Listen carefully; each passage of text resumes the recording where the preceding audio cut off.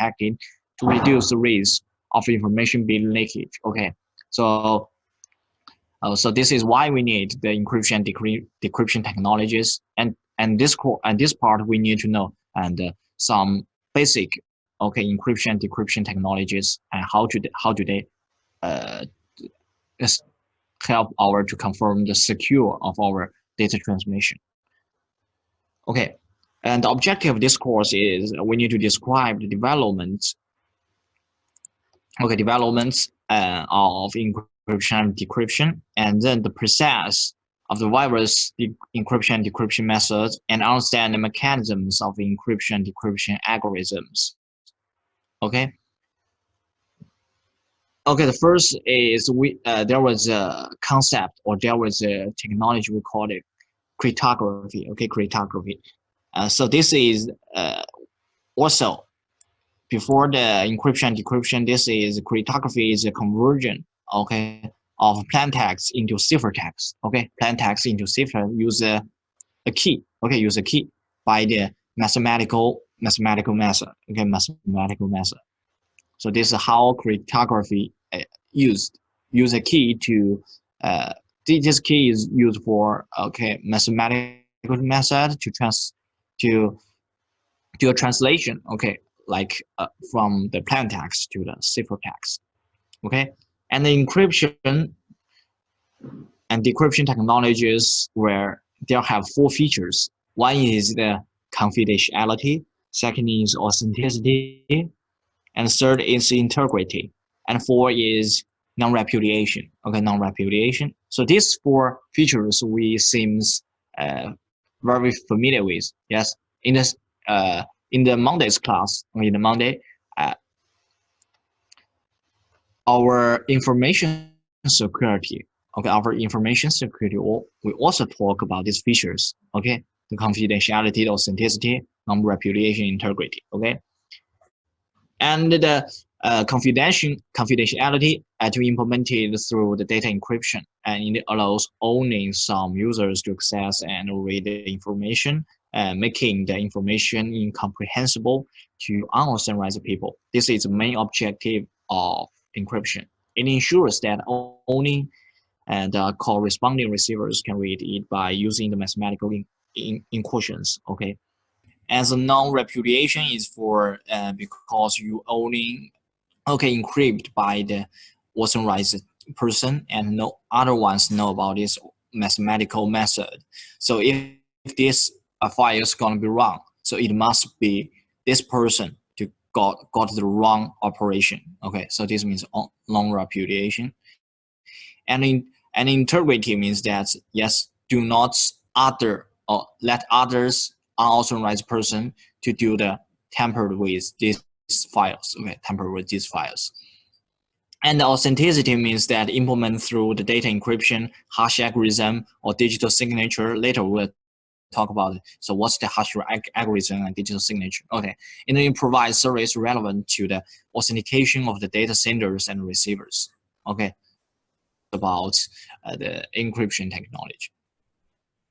Okay, and the encryption technology developments first. There was a SCATile, or SCATile means that SCATile means there was many years ago. Some people used use this way, okay, to encrypt. Okay, you to encrypt the messages. Okay, about the and they just use a road. We call it SCATile. Okay, with a piece of parchment wrapped around it, okay, on which a message was written. Then the parchment was sent to the receiver. So anyone who didn't know the diameter of this road, which was the key of this in this case, okay, could not understand information on the message. So this is SCATile. And the case cipher, okay, case cipher is the 50 BC, okay, the Roman emperor Caesar invented this method, okay, to encrypt. He used a simple text is replaced by a third letter further along in the alphabet. For example, there was A, B, C, D. So if it wants to it want to write down the A, let A, it's wrong. It's actually writes what it actually write D. Okay, further than this A. And when the receivers receive these messages, he got these messages, and he will let it from D to A and got the real messages. Okay, so this is a cipher, case cipher. Okay, and we have other some encryption technologies. Okay, but nowadays we use this encryption and decryption. Okay, so in the encryption and decryption technology nowadays, we mostly talk about two different types. One we call it symmetric, and the other we call it asymmetric. Okay, and the symmetric encryption we also call it shared key encryption. Okay, in this symmetric encryption we only have one key. Okay, one key. Okay, this key is used for encryption and decryption.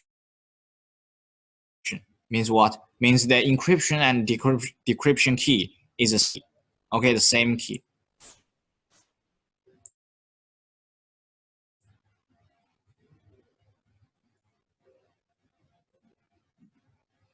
Okay, the encryption and decryption key is the same key. Okay, and the asymmetric encryption.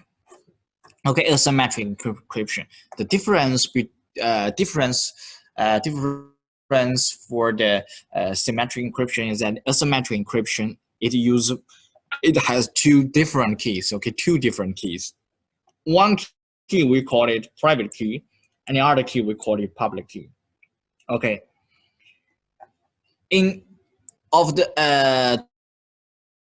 The public key can use by users in the same system to check the validity of the information and its sender. Okay, the public key means what? It can transmit it.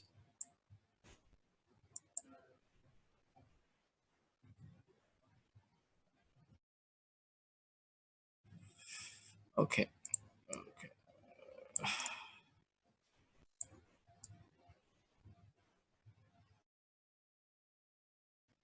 It can transmit it. It did not work.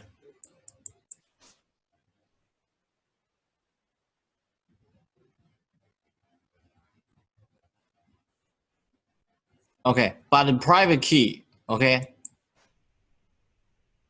keep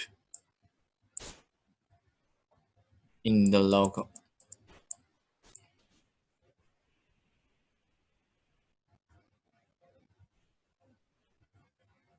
Okay, so there were two key. Okay, so in the asymmetric encryption, we can use the public key to do the encrypt, use a private key to do the decrypt. We can also use the private key to do the encrypt, use a public key to do the encrypt. Okay, so this is the public key and private key. And later we talk about the some scenarios about the private key, about the digital envelope and the digital signature is a different scenario. We use this asymmetric encryption. Okay. In this is the process that symmetric encryption works. Okay, symmetric encryption. So if there was a host A wants to send the package to host B, okay, the package the first step package comes to use the symmetric key to do the encryption. Okay, and send it to the receivers, and the receivers use the same key. Okay, because these two keys equals. Okay, equal. This is the same key. Okay, use the same symmetric key to do the decryption. Okay, to do the decryption. Okay, so about from this picture we can see that the symmetric encryption have some disadvantages, so is that so secure? Because our symmetric key were transmitted in our whole network. So if there was a hacker stolen this symmetric key in the network, and he will get messages. What's A sent it to B. So this may got some secure problems. Okay. And asymmetric encryption. Okay, asymmetric encryption is different from the symmetric. It uses this give you an example. Okay, it uses public key to do the encryption, and send it to the receiver, send it to B. Okay, send it to B, and B use his private key to do the decryption. Okay, to do the decryption and get the real messages. So this is more secure because of what? Because this private key were kept in the this private key were kept in the B only by himself. Yes, no other one knows this private key. So this public key is for B's public key. Okay, B's public key, and this private key also B's private key. Okay, so that means what? Means firstly B need to send his public key to A in the network. Okay, and A use B's public key to encrypt messages and send to B. B use his own private key to decrypt the messages. Okay, so this is the asymmetric encryption. Okay, so to compare the symmetric and asymmetric, and there were some strength and weakness. The symmetric is that because he only use one key. Okay, one key to do the encryption. Okay, so fast encryption and decryption is symmetric encryption strength. Okay, but this key will be easily get in the network. So the transmission of the keys means the security problems were got in the symmetric encryption.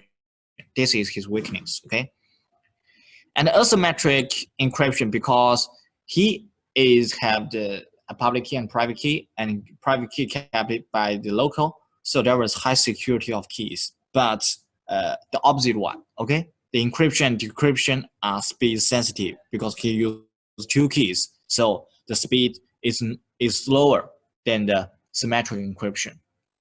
So in this picture, we can see that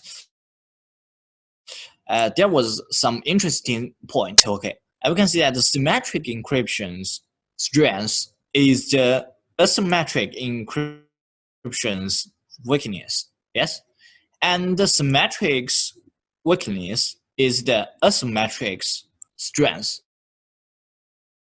Okay, seems that is opposite. So some people, when some people find this interesting point, it were to consider that is there any way can combine these two encryption method, to combine this, use all about this strengths to implement it so that it can get more secure. Okay, so there comes a new technology. We call it data envelope, a digital envelope. Okay, digital envelope. So in this digital envelope, we use the data, use a symmetric and asymmetric. Okay, use a symmetric and asymmetric. So let's look at this process. Okay, it's got some logical. Okay, so also, okay, there was host A and host B. Okay, host A and host B. If the host A wants to send a package to host B, firstly, he used the symmetric key to encrypt the file or the text, okay, the text, and send it to B. And he will do another step. Use what? Use the user B's public key to encrypt this symmetric key. Okay. Use public key to encrypt the symmetric key. Also send it to B. Okay. And when B received the package, firstly, he need to use his private key to decrypt this file. It can get what? It gets the symmetric key. Okay, it can get a symmetric key. Okay, and when the B gets symmetric key, it will use this symmetric key to decrypt this text to get the real text. Okay, so this is a digital envelope. So the main point of this digital envelope is used to these two encryption methods, the strengths, yes, because our asymmetric key is speed sensitive, but it gets high security, and the symmetric key is not so very big data. Okay, very big, maybe is several bytes, maybe the five bits is a 5 bits text. So so the user B just okay use a public key to encrypt this small data about the symmetric key, and because the text is a big data, okay, so we use a symmetric key to encrypt this data. And the disadvantages of symmetric key problems, okay, is that the symmetric key is not secure, yes. So we use this symmetric key to solve these problems. So that's why we need this digital envelope. Okay, so this is a process of the digital envelope. Okay, combine these two.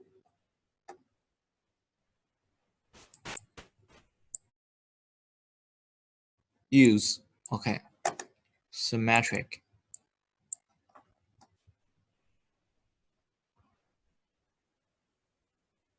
Encrypt data.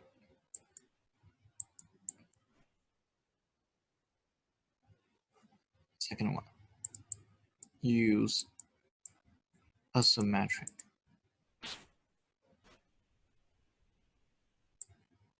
Encrypt.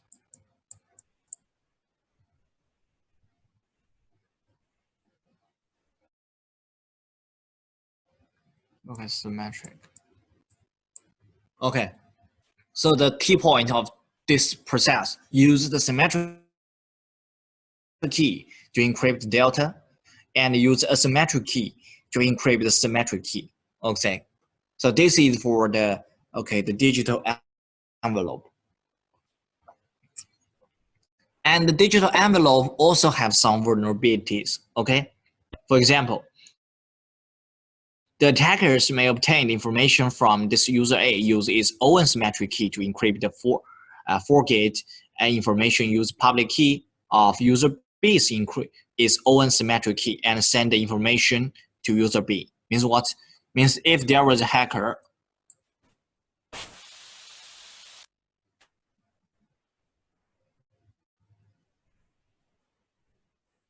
okay, because as for A, okay, as for A, it doesn't know who is B. He counts identity. Okay, this key is B, send it to A. So if the hacker stolen this process, okay, he used his own public key, send to A to encrypt these messages and send to B. Okay, and B also used his private key to decrypt this message. It also can get, because what? Because user B's public key can easily be get to the hackers. He can also use this process, okay, to send messages to B. So B can decrypt when B decrypt these messages, it get the wrong messages. Okay, it get the wrong information. So it means that this we count to identity this real the identity of the user A or the user B. Okay, so this is the vulnerabilities of digital envelope. So how to solve these problems? It comes in other technology. We call it the digital signature. Okay, the digital signature. So the key point of this digital signature is what the key point. Key point is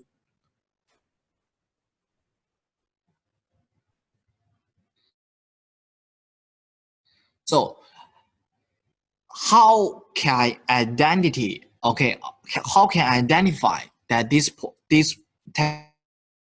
text send it by B? So is there any method? So there comes one method.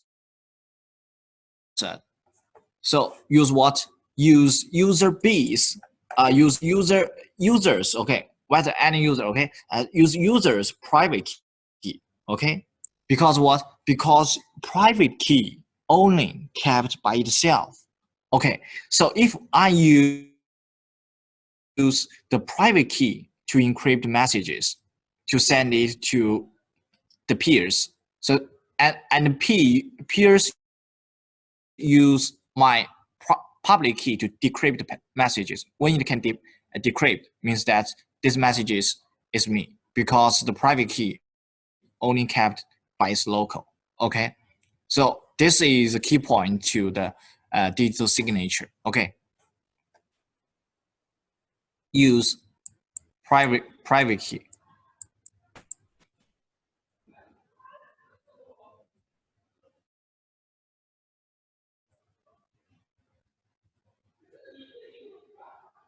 Encrypt.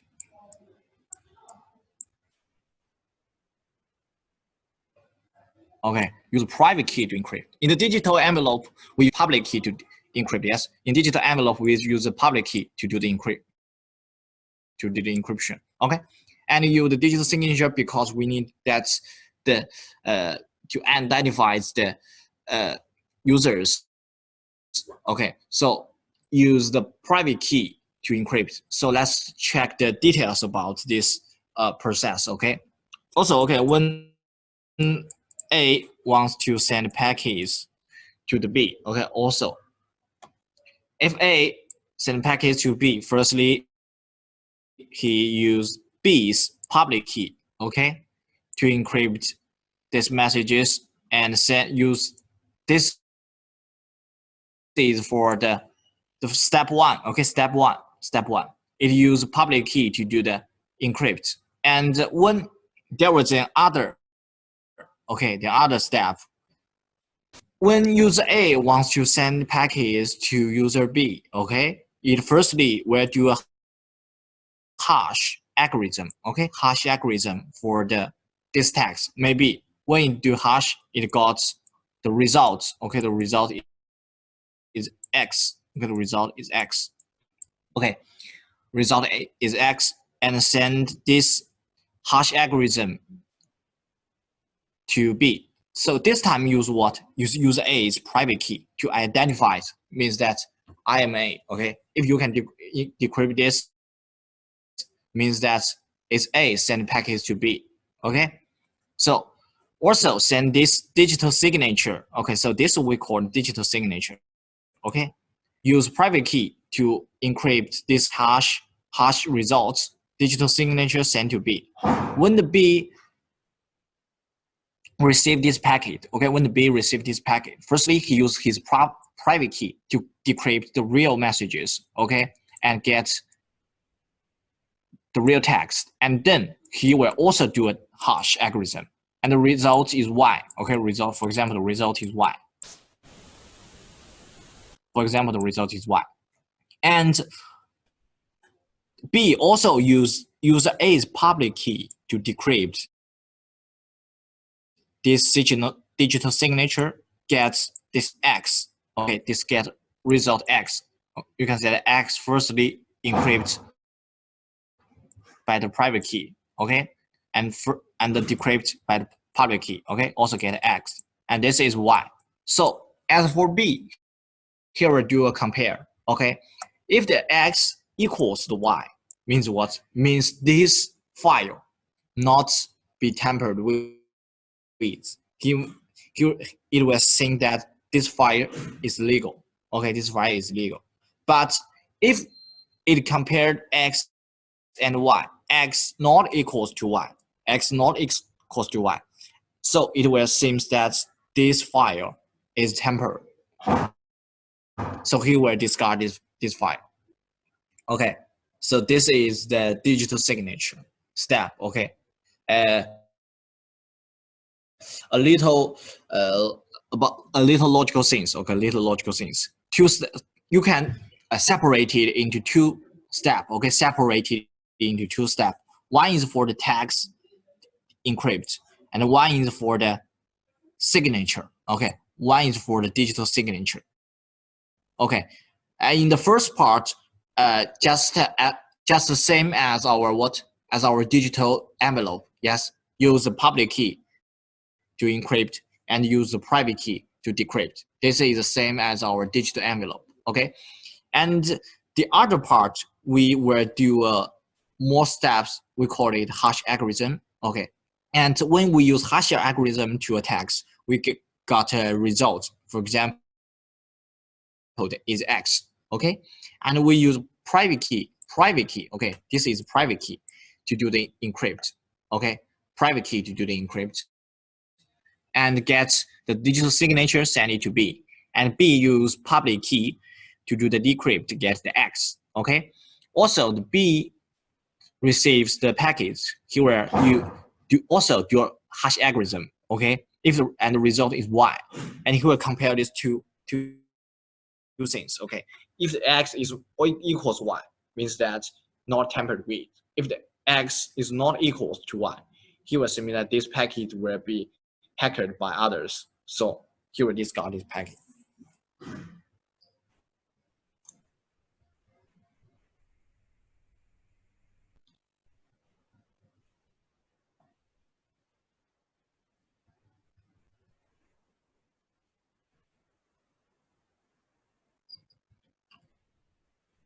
Okay, so this is the digital signature. Okay, digital signature.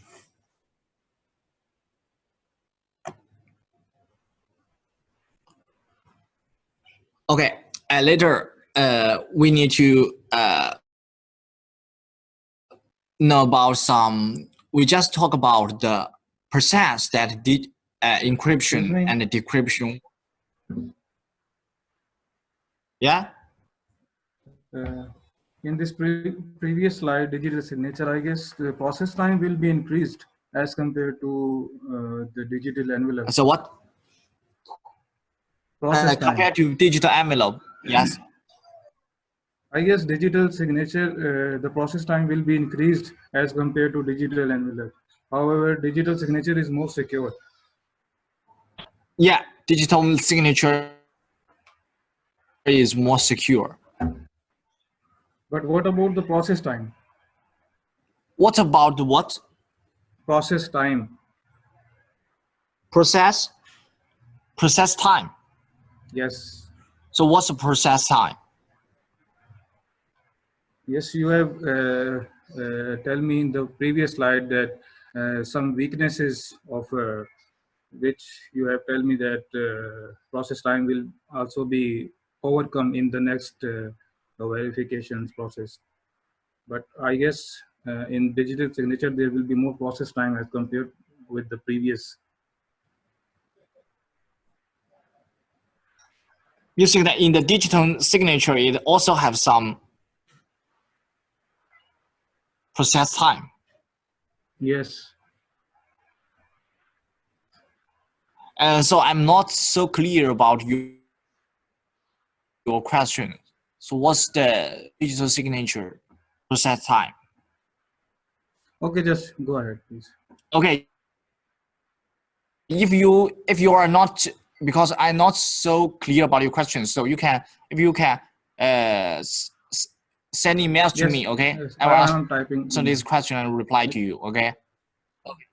Okay.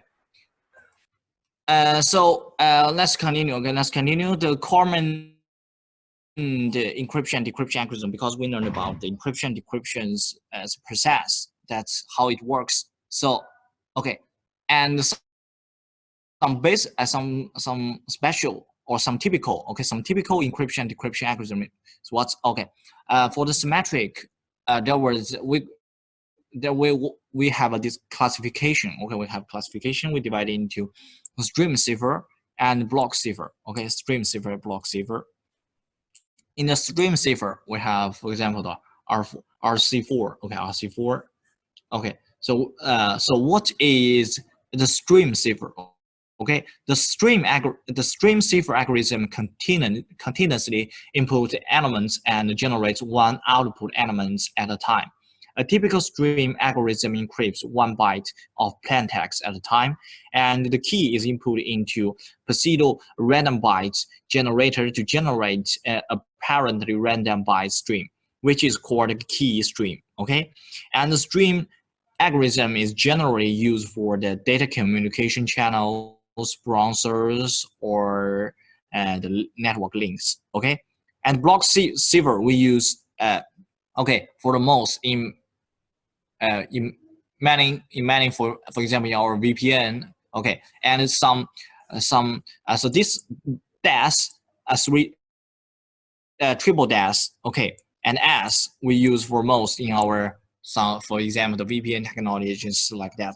Okay, and so this is about the symmetric cryptography algorithm. And for the asymmetric, we use this what RSA for most. Okay, RSA for most and this for the digital signature. We use this. Okay, RSA. Okay, RSA. We have only others. Okay, DH and DSA. Okay. And for the hash algorithm, so because in the digital signature, we need that. So we need a hash for the text. Okay, we need a hash for the text. So so we also need hash algorithm. So hash algorithm, it converts the input of any length into an output of a fixed length. Okay, this is a concept. Okay, this is a concept. And the common hash algorithm nowadays we use most is, for example, this one, the MD5. Okay, the MD5, the message digest algorithm 5. Okay, and second one, we also use in our VPN technologies like that. We use this. Okay, secure hash algorithm. Okay, secure hash algorithm, and we also have other things. Okay, the senior middle three. Okay, the senior middle three. Okay, okay. So this is our first part, okay, about encryption and decryption. In this part, we also have some quiz, okay, some questions, okay. And the first one, which of the following items are symmetric cryptography algorithm? Okay, so this we just learned recently, okay, recently about this MD5. Okay, what's MD5? MD5. Okay, it's hash algorithm. It's hash algorithm. Okay, this is what RSA. Okay, RSA. Asymmetric. Okay, asymmetric.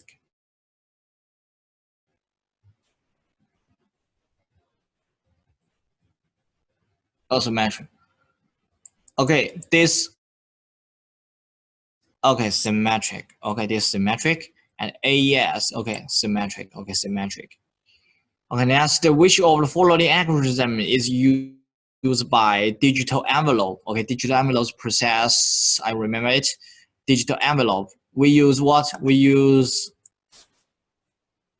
symmetric to encrypt the text. Yes, and we use what? We use asymmetric. Yeah, to encrypt our symmetric. Yes, the answer is A and B. Okay, answer is A and B. Okay, easily understand. And this, okay, about this part. So the main things we need to understand is what is two process. Okay, one is for the digital envelope, and one is for the digital signature. Okay, and there comes some summary questions. Okay, so what are the difference between the symmetric and asymmetric cryptography algorithm? So what's the difference? So as a symmetric strength is what? Strength is okay, fast speed, but what? But what? Low secure. Okay, low secure. Why low secure? Because it can easily be get the symmetric key. Okay, yes. So this is a symmetric key, and the asymmetric key is opposite one. Okay, the opposite one is speed sensitive. Yeah, it's speed sensitive. Okay, speed sensitive, and what?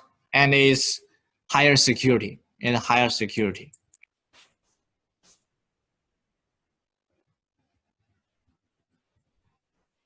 High security. Okay. And second one, okay, describe the mechanism of digital envelope. Mechanism. Okay, digital envelope. I just said digital envelope use what? Use the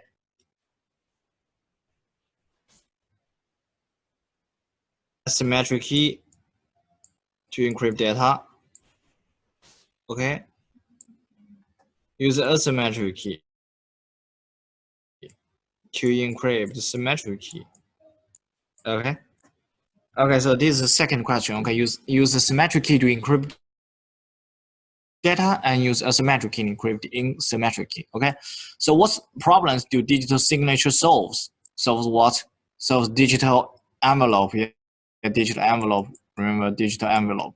Digital envelope has what problems? Need to identities the users. Okay, and then identify the users. Okay, identify the users.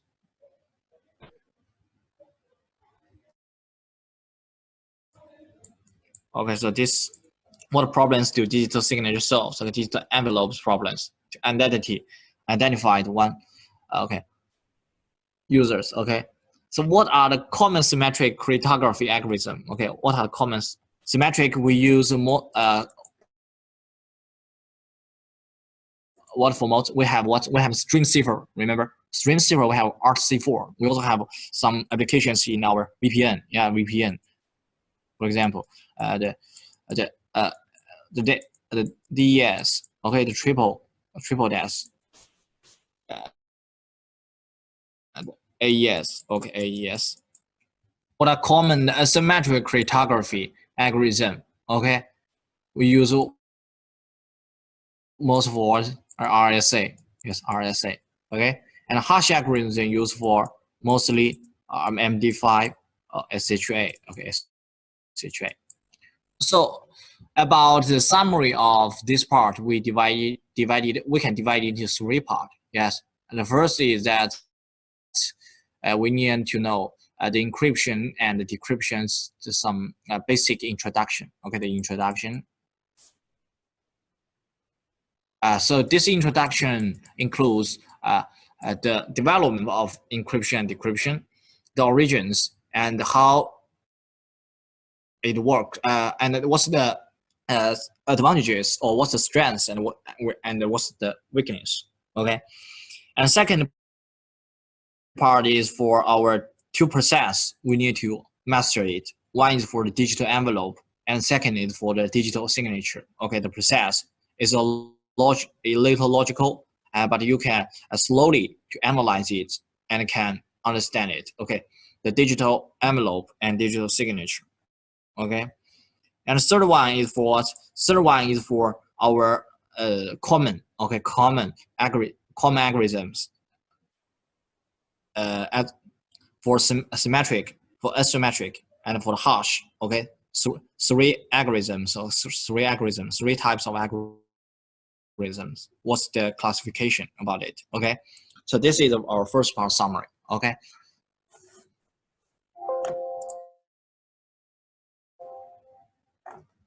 Okay, so let's have a rest, and later we come to our second part. Uh,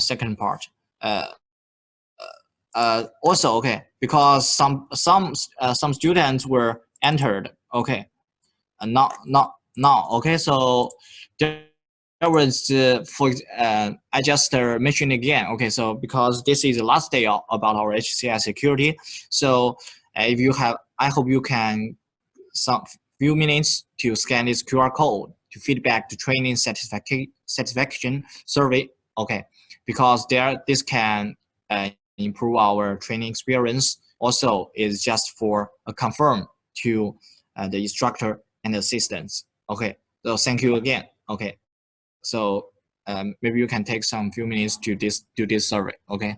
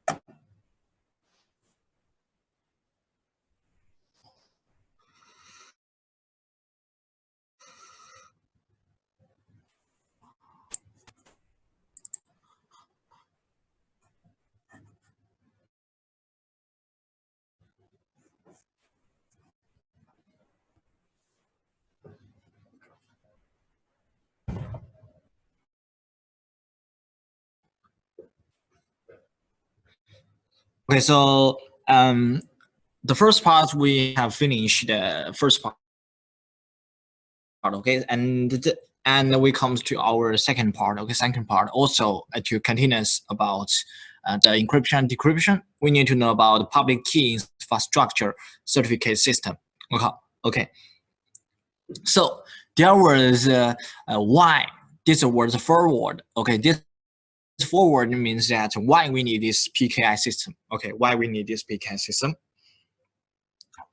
So the digital signature is a process that guarantees the content of message have not been alerted in the transit and gives a recipient a reason to believe that the message was created by a known sender. Okay, but the digital signature also face some security threats, or there were also, so it means that digital signature is not so a perfect technology. It also has some vulnerabilities. Okay, if the public key of the receiver is forged, okay, the information sent decrypted use a private key. The authenticity of a public key used by the receiver determines the data confidentiality. Okay, so this is why we need the PKI system. Okay, why we need PKI system. So the one public key must be processed by only one owner. Okay, one public key must be processed by one owner. So this is so about this course. Okay, the object of this course. Firstly, we need to describe the PKI certificate system architecture. And second, we need to master the implementation of the PKI certificate system. Okay. So about digital certificate. Okay, digital certificate. So what is digital certificate? This comes the concept. Okay. So a digital certificate which is signed by the trusted certificate or authority using the digital signature includes the certificate owner's public key and identity information. Okay, so this is the digital certificate and the certificate type. Okay, there are some certificate. First, we call it self-signed certificate. Okay, second one, CA certificate. Okay, third one, local certificate, and fourth one, local device certificate. Okay, so what is self-signed certificate? Okay, a self-signed certificate, which is also called a root certificate. Okay, we also call a root certificate.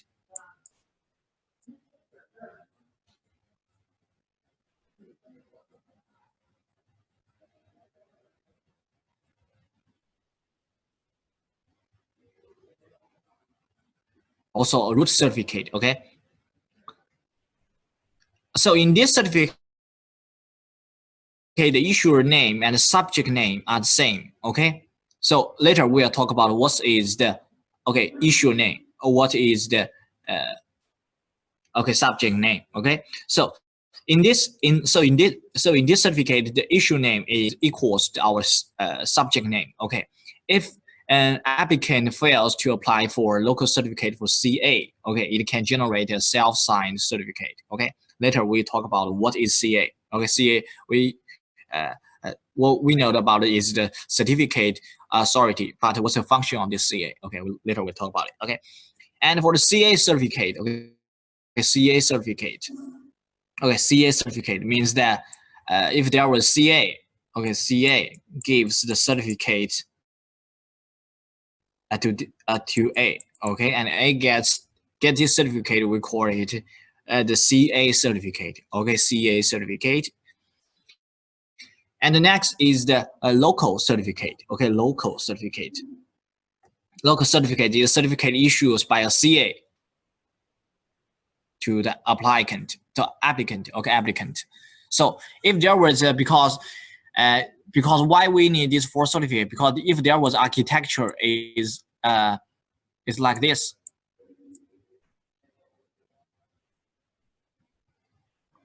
Okay, it's like this. Not only one CA. Okay, if this CA, okay, if this CA certificate is A, okay, and this CA also get a certificate to the upper CA, okay, and the upper CA also gets certificate to an upper CA, okay.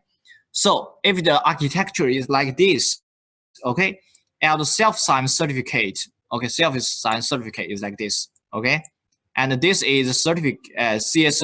This is the CS certificate, and the local certificate means the A. Okay, issues by a CA to applicant. Okay, and the local device certificate means what? Means that if A can't get the certificate by CA, he will use his own information to create a certificate. Okay, use his own information to create a certificate. Okay, so this is a local device certificate. And about the digital certificate structure is like this. Okay, digital certificate structure is like this. Firstly, have some parameters. Okay, first is version. Okay, version. Now is also version 3. Okay, is used. Okay, and second one is a serial number. Serial number is a positive and unique integer assigned by an issuer to the certificate. Each certificate is uniquely identified by the issuer name and the serial number. Okay, and the serial number.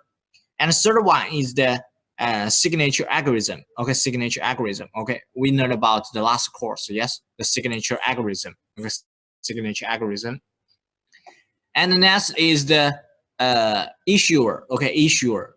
Issuer means the name of the device that has issued a certificate. Okay, it must be the same as the subject name in the digital certificate. Generally, okay, the issuer name is a CA server's name. If the CA wants to issues a certificate to the PC or to a device, okay, this may gonna be the CA's name. Okay, CA server's name. Okay, and next is a validity. Okay, validity. Okay, validity means that if the time is time period. Okay, if it is expired, means this certificate is expired and is invalid. Okay, is invalid. Okay, and next is the subject name. Okay, subject name means the name of the device, means name of the entity. Okay, means the name of entity. And the next is the subject public key information. This just name public key. Okay, public key means that this certificate stores this device public key. Okay, public key information. Okay, and extensions. Okay, extensions. This is just a sequence. Okay, this is a sequence of optional fields such as key usage and CRL distributing address. Okay, so this is extensions. And the signatures. Okay, signatures. User was use the digital signature, means the digital signature. Okay, so this is the parameters of the digital certificate. Okay, and for about certificate format. Okay, certificate format, we have 3 certificate formats we need to understand. Okay, the first is PKCS 12, second is DR, and third is PEM. Okay, so difference between these 3 we need to understand it was, for example, the PKCS12 saves certificate files, okay, with, okay, and without the private key, okay, in the binary format, okay, binary, okay, binary, common file name extensions, okay, common file extension, okay, in the DR, okay, just without the key, okay, without private key, not with, okay, without, just without private key, okay. Also, okay, binary format. Okay, binary format.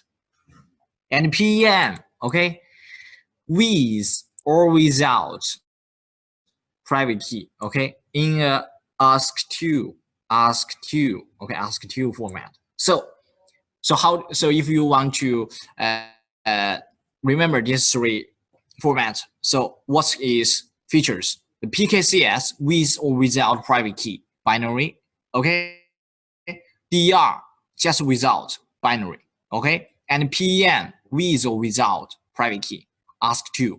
Okay, so this is a feature about these 3 formats. Okay, with without on binary, this is PKCS. Okay, without binary is DR. Okay, and with is without, is ask2 is PM. Okay, so this is the difference between these three formats. Okay. Okay, next we're going to learn about the PKI system structure. Okay, so this is the necessity of PKI. Okay, so firstly, we just use plain text to transmit the packets. Okay, transmitted packets, but there got some problem because the data between the user A and user B may be stolen. Yes, so we need the encryption and decryption message. Okay, we need the encryption and decryption. So we have what? We have the symmetric and the asymmetric. Okay, firstly we have the symmetric key, but symmetric also got some problems because the key distribution method needs to be determines to ensure that no other can get this key. That means that the security of the symmetric key. This is a symmetric problem. Okay, so that we have the what? We have the asymmetric. Okay, asymmetric. When we have the asymmetric key, we can solve this security, the security of the key. But this asymmetric key also have some problems because asymmetric key is speed sensitive. Yes, so there are some people I think knows that we need to combine these two cryptography. So just use the symmetric key to encrypt the messages and use the asymmetric key to encrypt the symmetric key. So this comes our digital envelope. Okay, digital envelope. Digital envelope is use symmetric key and asymmetric key, but the digital envelope also have some vulnerabilities. Remember, because if user C intercepts the data from the user A and user B, encrypts the forged information with his own symmetric key. Okay, use the and encrypt the symmetric key use the user B's public key. Okay, and send to encrypt key and ciphertext to user B. Okay, user B decrypt this ciphertext and consider that the data is sent by user A. Okay, so this is a vulnerabilities of digital envelope, so that we need digital signature. But digital signature also have some vulnerabilities, so that we need PKI. Okay, because also if the user C alerts the public key of user B, user A obtains user C's public key, user C intercepts the data from user B's user A. Okay, also forge the information with his own private key. Okay, so this is the each technology has his vulnerabilities, so that we need this PKI system nowadays. Okay, so what is PKI system? So the PKI provides the certificate management in compliance with certain standard. It uses public keys to provide security device for all network applications. So the PKI, so if you have registered a PKI, if you register the PKI, you need to use, firstly, you need to give your public keys information, and you need to give your name. So it will do, as for PKI system, as for PKI organization, he will store it, he will record your name and your public keys information. So if there are any other ones wants to have identify your information, to identify if you are a legal or illegal users, he will to search these PKI organizations to find that user B's public key is what, and he receives the public key is what, and equals, and if there are two public keys equals, he will think that you are illegal. If are not equals, he will think that you are illegal. So PKI is based on e-commerce and the core of information security. And this is the PKI system structure. We have this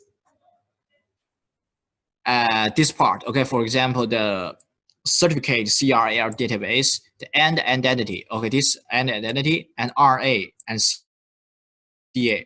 CA. So what is the RA? What is the RA? So Okay, firstly, what is CA? Okay, what is CA? So CA is the trusted identity that ensures the manager's digital certificate. The CA is an authoritative, okay, trustworthy and fair third-party organizations. Okay, the CA is a server also often for the CA is a server. Okay, and RA is used or also we are not can't be implemented into one server. Okay, for example, okay, if we can implement CA and RA to one server,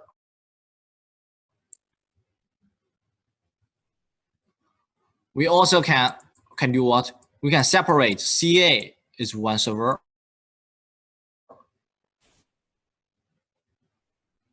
and RA is another server.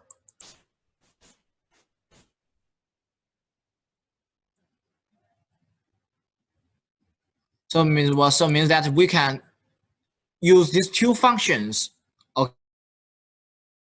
okay, in one server, or we can separate it into different server to do these two things. Okay, if we use CA and RA in one server, means what? Means that this server going to be much more pressure. Okay, much more pressure. And if we separate the CA RA into different servers, it will got less pressure. Okay, it will got less pressure. So this is the implementation one way to do. This is depends on the also depends on the requirement. You can CA and RA to implement on one server or divide it into different servers. Okay.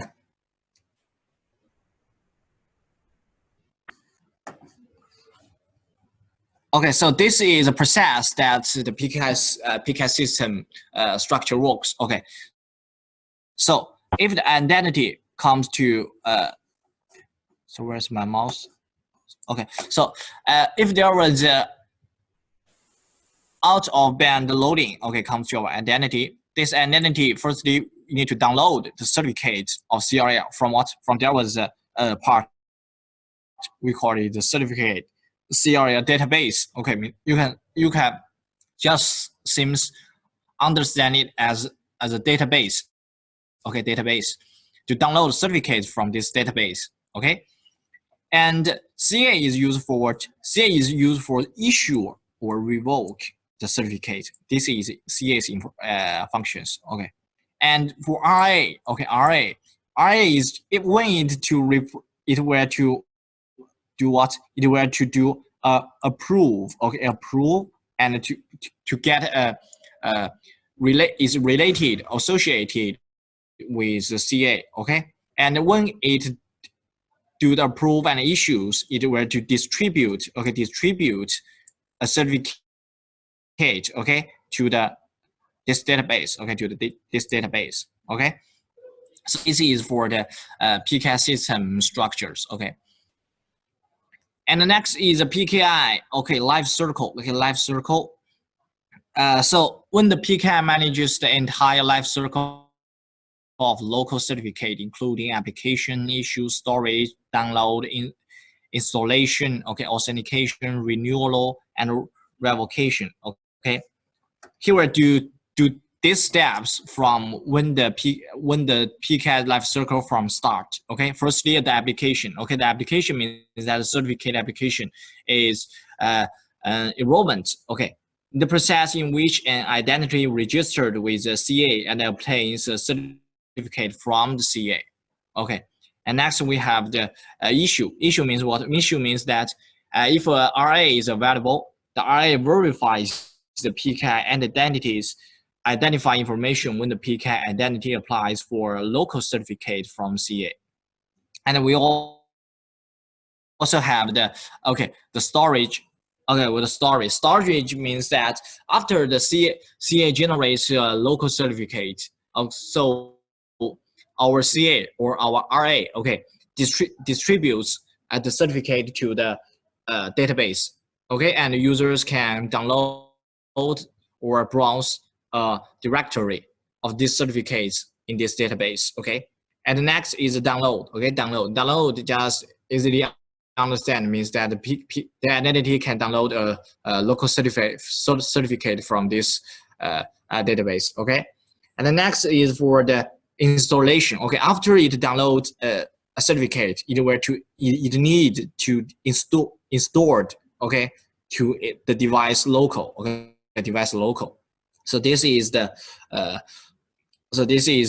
installation. And when it installed, you need to do the authentication. Okay, do the authentication and the renewal and after this the revocation of is also from the CA to do that. Okay, so this is a PKI life cycle. Okay,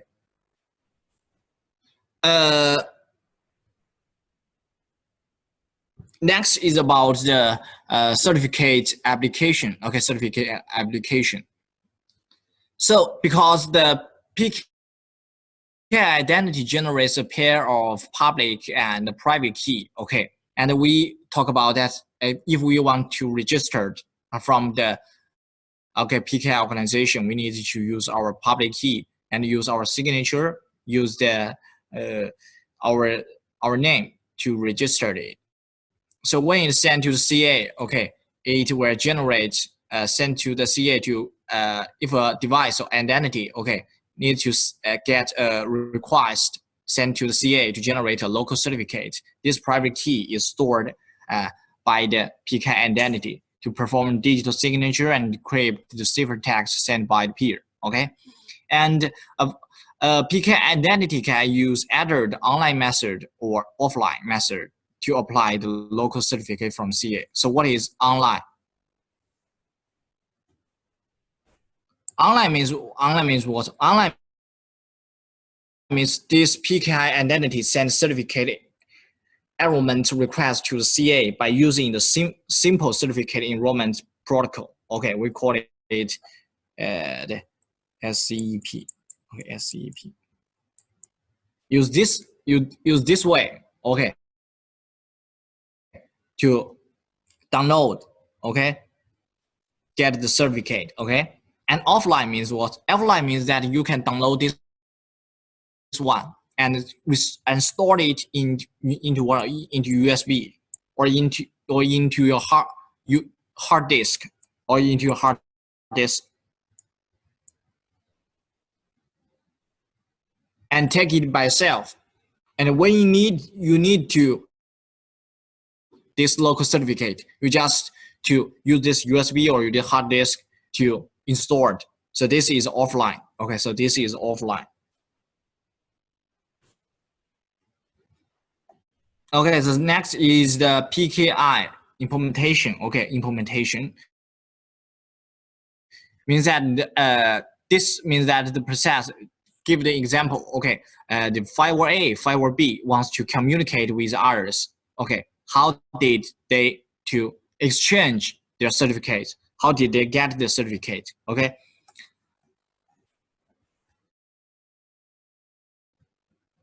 Okay, when the firewall A wants to communicate with firewall B, firstly he need to get the CA certificate. Okay, to get the CA certificate, to request CA to get the certificate. Also, firewall B do the same step. Okay, do the same step. Okay, and then the CA or the PKI organization give the certificate to user A and user B. Okay, after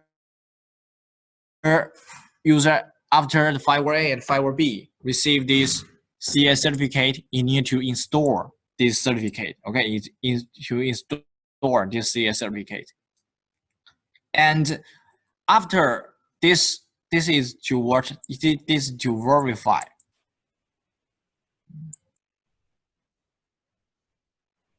The CA is legal. Because when a user A or when a firewall A or firewall B needs to get his local certificate, he needs to know that CA is this organization is the legal. If this CA is a hacker's organizations, it can't be used. Yes. So firstly, the firewall A and firewall B needs to verify the CA is illegal.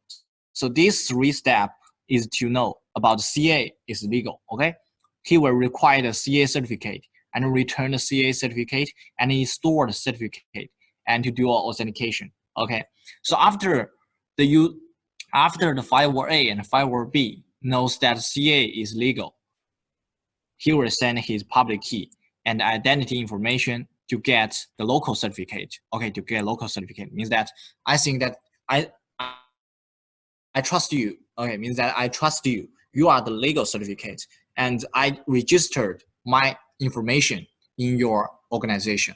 So this means I need to register in your organization. Okay, so after it registered and the PKI authentication, this center will issues the local certificate to the firewall A and firewall B. Okay, the same step. Okay, same step. Okay. Also, after it receives this local certificate, it will to install this local certificate or install this local certificate. Okay. After they do these things, okay, this is get local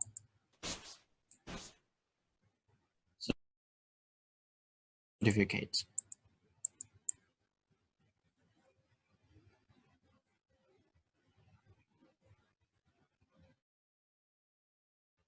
Okay, after it get this local certificate, it needs to communicate with each other. Yes, it will communicate with each other. And when it communicates with each other, he will send this local certificate to the peer. It will send his local certificate to the peer. Okay, so when the B receives his local certificate, it will to do a query. To query what? To query that if this certificate is equals to our PKI authentication center. Yes, because the PKI authentication center record the user A and user B's information. So when the user B obtain the local certificate from user A, he will to queries the PKI authentication center to know that this local certificate is right or wrong. Okay, that means that it will verify that peer local certificate. Okay, verify. Also, how to verify is to query. Okay, query.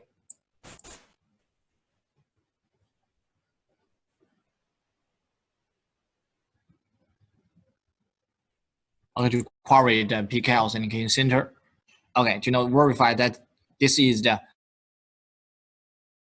is a legal one or illegal one. Okay, if that user device B seems that user A is illegal and user A also seems that user B is illegal. Okay, so they can do the communication. Okay, so they can do the communication. So this is the whole process that PKI works process. So divided into 3 steps. Okay, firstly, this user A or user B wants to get the local certificate. Firstly, he need to verify the CA is legal. Okay, verify the CA is legal. How to verify? Firstly, is to get the CA certificate to do the authentication. Okay, get the CA certificate to do the authentication. And second, when it seems that this organization is legal, it will trust this organization. So it sends its public key and information to the organization to do the register.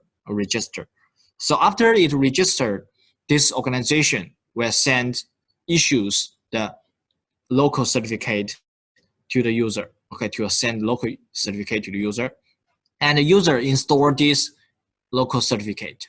Okay, and the user A and the user B wants to communicate with each other. They will send its own local certificate to the peer, and peer will to query the PKI to verify that this certificate is legal or illegal. Okay, so if the user A and user B verify that this is correct, it will do the communication. Okay, so this is the whole process. Okay, so this is some applications or some scenario. That's why we use for the web. We use for the PKI. PKI authentication. Okay, firstly is we use it in the what, in the web. Okay, in the web page we use this certificate to do the HTTPS or HTTPS. Okay, and second is for the IPsec. Okay, IPsec we also use this certificate. So in the PK, so in the normal time, okay, normal time, we use what IPsec, we use what to do the encrypt. We use a symmetric key. Yes, we use symmetric key. In normal times we use symmetric key to do the encrypt, but some people may think that symmetric key is not secure to do the encrypt. So so in the PKIs, so the IPsec we can also use another way to do the encrypt. We use this PKI to verify that he is correct or legal user. Okay, we just this seems the process that the same process is like this. Okay, the same process is like this, user A and user B. Okay, this also, okay, 5 words 2 point gets firstly verifies the what, firstly verifies the CA, verify that CA is legal. Yeah, second gets the what, get a local certificate. Okay, and then okay, exchange their local certificate to verify that is the peer is correct or not correct, and then it can do the communication. Okay, so this is application about the IPsec. Okay, also another SSL VPN. Okay, also same step. Okay, same step to do the application. Okay. Okay, so this is our second part. We call it the PKI system. Okay, PKI system. And there comes some quiz. Okay, the first, which of the following is not the certificate format supported by the USG 6000 series firewalls? Okay, remember there was what, PKI 12. Okay, remember PKI 12. This is yes, and the DR also yes. Okay, PEM also the certificate format. Okay, tax is not. Okay, tax is not. So the answer is tax. So so because we come to this question, so we review these three format. Okay, review this format. So this what, PKI 12. Okay, within or without. Remember within, how to get separate these three, how to separate these three format, within or without private key. Yes, private key. Yes, and is what, is binary. Yes, binary. Okay, this one just without. Yes, binary. Yes, and this one PEM is what, with or without. Yes, with or without.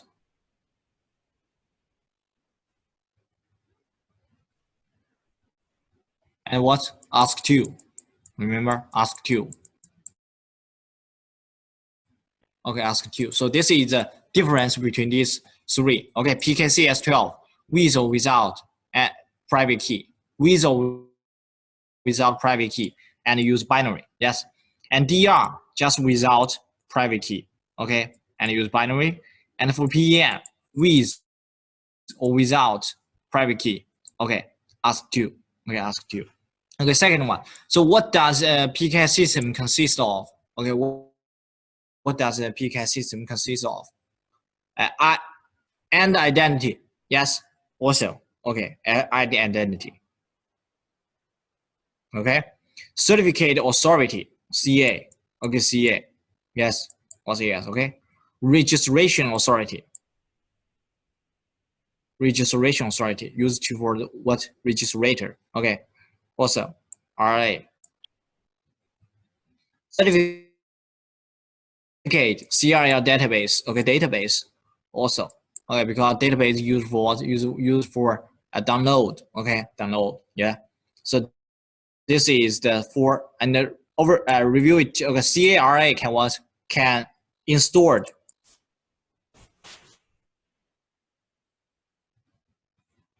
in one server.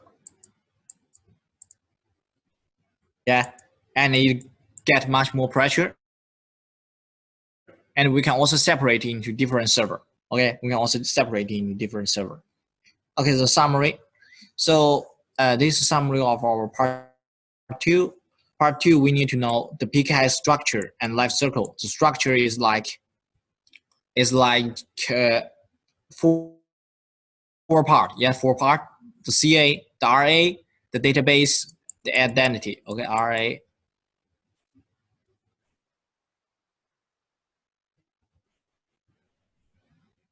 And database. Okay, database. Okay, life cycle. Okay, that life cycle was to there was a download, there was install. Okay, you know about this life cycle. Okay, and PKI implementation. Okay, PKI implementation. Why we need PKI? Okay, how to do the transmit their local certificate. How do it works? We just told about. Firstly, for what we need to verify that the CA is legal, and second, we need to get registered to get our local certificate,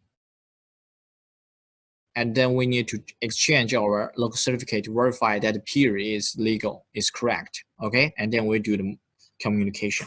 Okay, so the next certificate format and content, we have three. Yes, PKCS 12.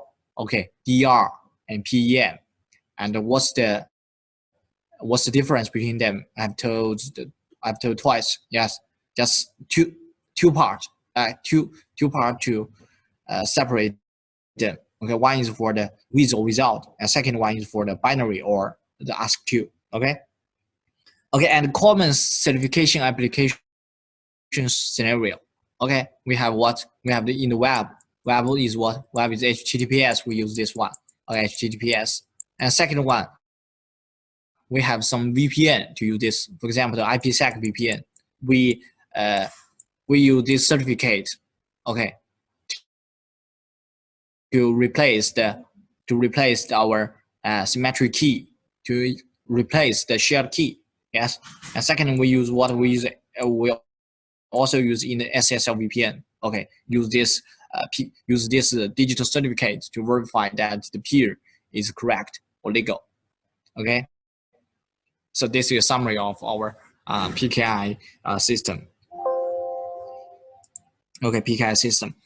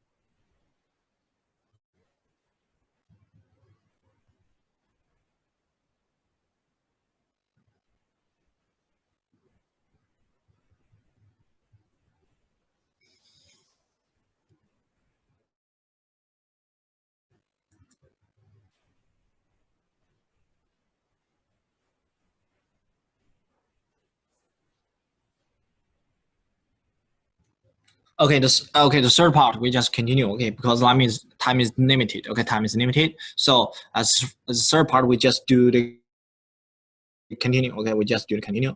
The third part is the last part of today. We need to learn about the application of the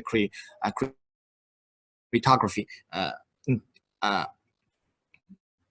cryptographic or cryptographic technologies. Okay, cryptographic technologies. These cryptographic technologies, we will need to know that some common things. For example, the VPN. Okay, the VPN that the PKI used. We just do a glance of the, for example, IPsec and VPN and SSL's VPN like this. Okay, so the most common is the VPN technology. So we need to know some scenarios which cryptographic technologies apply. And because today maybe some time is limited, so I just do a glance to about how to do the configure, but do not have the time, okay, to do this configuration.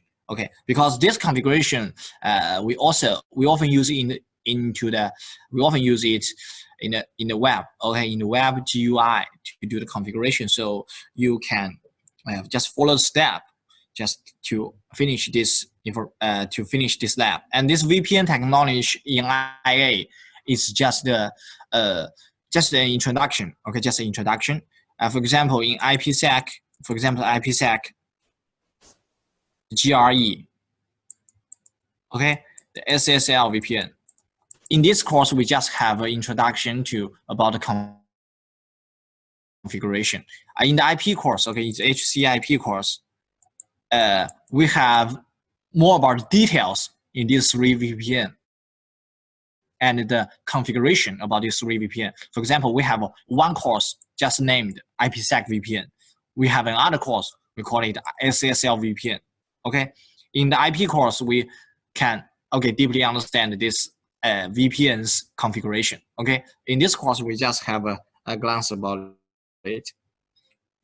So the application of cryptography. Okay, so in this before this course today, we learned 3 different technologies. The first is digital envelope. The digital envelope is firstly we need that to combine this symmetric key and asymmetric key. Okay, symmetric key and asymmetric key. And second is the digital signature. Okay, digital signature is to solve some problems about our digital envelope. Okay, solve some problems about digital envelope and use our the most features is that to use the private key to encrypt the packets. Okay, encrypt packets, and the digital certificate. Okay, it also solves some problems of digital signature. Okay, it ensures the non-repudiation, because if you register with your public key and your name to the organization, so it's gonna be non-repudiation. Okay, non-repudiation, and it to using a third-party authority. Okay, we call it third-party authority, CA. Okay, CA, and you will let your public key information and your name into this organization. Okay, and about this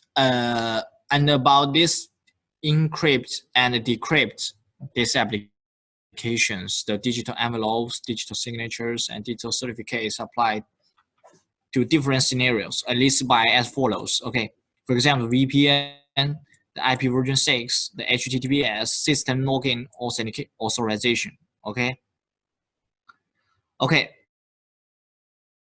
this we just have an introduction. So what is VPN? Okay, so what is VPN?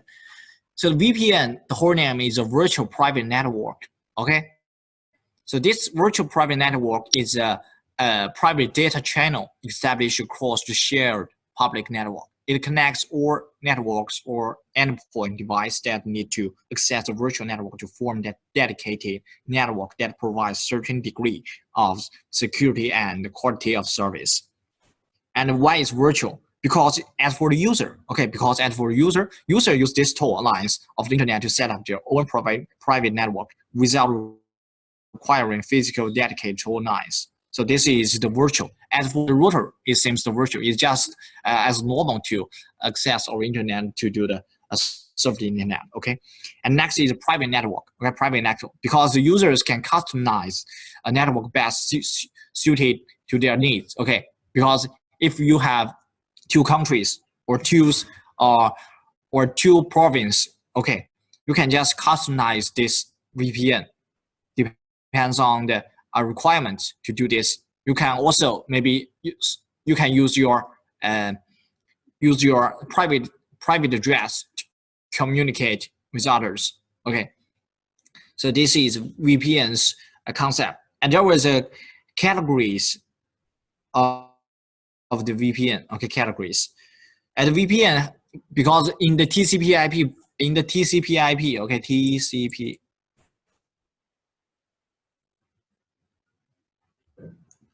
Okay, in the TCP/IP, we have glance that we have different layer. Yes, we have data link layer, and layer 3 we call it the network layer, and layer 4 we call it transport layer. Okay, so different layer must support the VPN. Okay, in layer 2 there are some VPN we call it TP, the L2F, the L2TP. Okay, layer 3 we have the GRE, IPsec, and in layer 4, okay, we call it the SSL VPN. Okay, different VPN. Okay, and for the application scenario of the VPN, we also have the has a classification. One we call it site-to-site VPN. The other we call it the client-to-site VPN. Okay, at the site-to-site VPN is connection between two LANs, but the client-to-site VPN we connection between the clients and the enterprise intranet. Okay, enterprise intranet. So there was some common ones. For example, IPsec L2TP, L2TP over IPsec, GRE over IPsec, IPsec over GRE. Okay, and a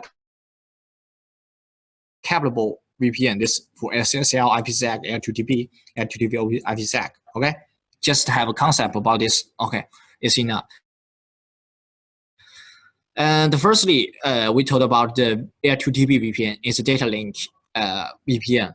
Okay, L2TP VPN is to set transparently transmitted PPP packets. Okay, this VPN is used for its transmitted PPP packets between a user and the enterprise server. Or it provides support by the internal transmission of packet and PPP link layer. Okay, it has 3 scenarios. Okay, it has 3 scenarios. Just have a glance. Okay, first we call it the NAS initiate VPN. And second is automatic dialing on LAC. Okay, third is client initiate VPN. Okay, this is the classification about L2TP. Okay, L2TP. And the L2TP is to encapsulate when the L2TP works from the user send it to the server. Okay, it's the package encapsulation is like this. First, if there was a data, okay, firstly it will encapsulated with a layer 3 protocol. So it will encapsulated with a private IP address. Okay, because the L2TP is for to transmit the PPP package. Yes, so if there was a PPP package, so there was a PPP header over the private IP address. Okay, and we use the L2TP header to do the encryption. Okay, to do encryption. Okay, and then there was layer 4. Okay, layer 4. There was a UDP header. Okay, UDP header, and then there was a public IP address. Because we have the public IP address, so it can transmit it. Yes, in the internet. So after this encapsulation, when the package come our firewalls to do the decapsulate, it just to remove these headers and got the real private IP address. I got the real IP address. Okay, so this is the L2TP VPN. Okay, so and the second we need to know the process is that other process, because we have 3 mode. Yes, the client initiated. Okay, so this is the second mode that we do the works, or you can see seems that is the process that client initiates VPN. Okay, so in this L2TP VPN, the process is like this. Okay, for because we in this scenario, okay, in this scenario, we call the user is LAC. Okay, and we call this firewall LNS. Okay, LNS. So firstly, it need to establish the L2TP terminal. So this is the first one. Okay, when you need to transmit the packets from the user to the server. Okay, firstly, need to establish terminal.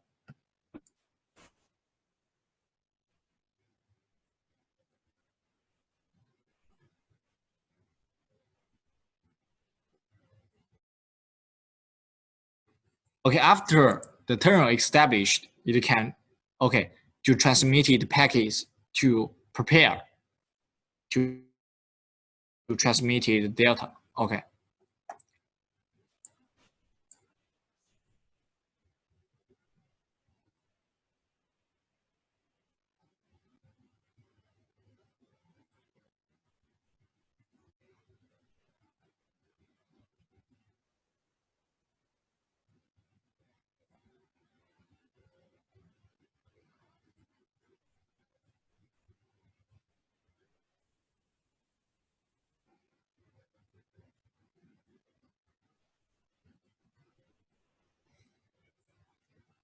Okay, so this is the whole process that's this VPN works. Okay, firstly you need to establish the terminal so that you can to establish L2TP. Yes, okay. So after you establish the terminal, so you can establish L2TP sessions. After you establish the L2TP sessions, you can transmit it your the business packets. Okay, the business packets. So this is for this process. Okay. And the next is for GRE. Okay, GRE and IPsec is the layer 3 VPN. Okay, layer 3 VPN. And it is worth mentioning that this VPN, not encryption.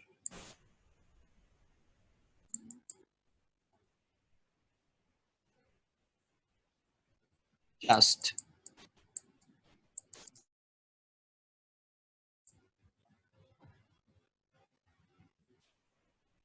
encapsulation.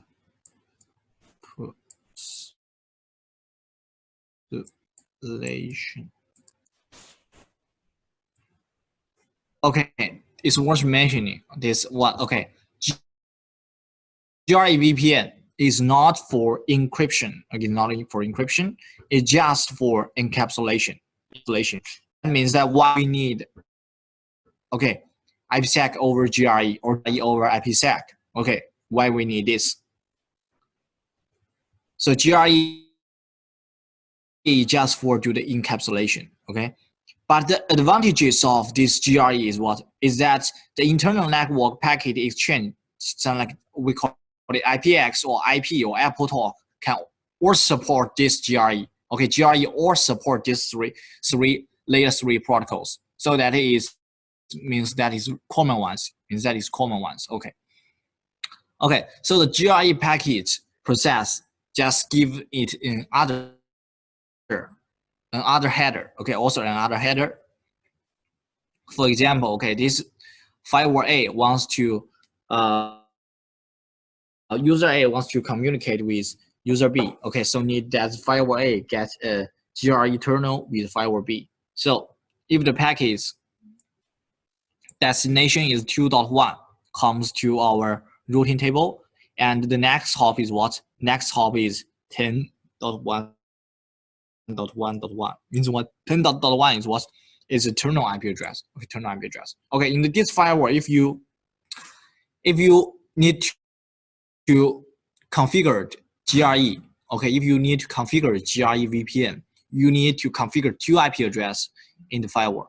One is a public IP address, and second is internal IP address. Okay, one is a public IP address, second is internal IP address. Internal IP address is for to transmit it, these packets, to encapsulate it. Okay, and public IP address is to transmit the packets. Okay, transmit packets.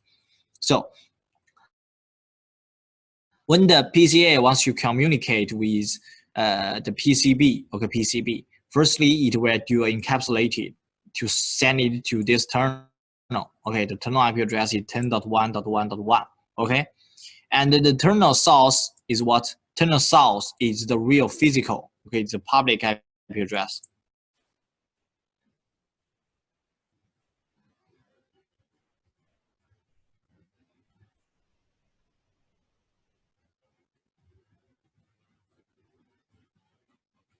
So the terminal source address means what? Terminal source address means that if the packets were need to send it to the internet, it were to the outbound interface is what interface? You can seems like this. The outbound interface in like what interface? The physical interface. Okay, the physical interface. This is a logical. Okay, this terminal IP address is a logical interface, and this is physical.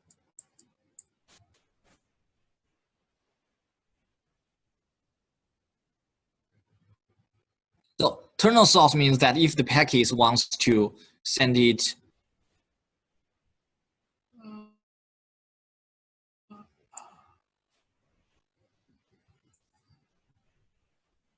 okay, if the packet terminal source address means that if the packet wants to send it to the internet, so it will need a physical interface to send. Yes. So this terminal source interface means the physical interface IP address. So it means that the public IP address 1.1.1.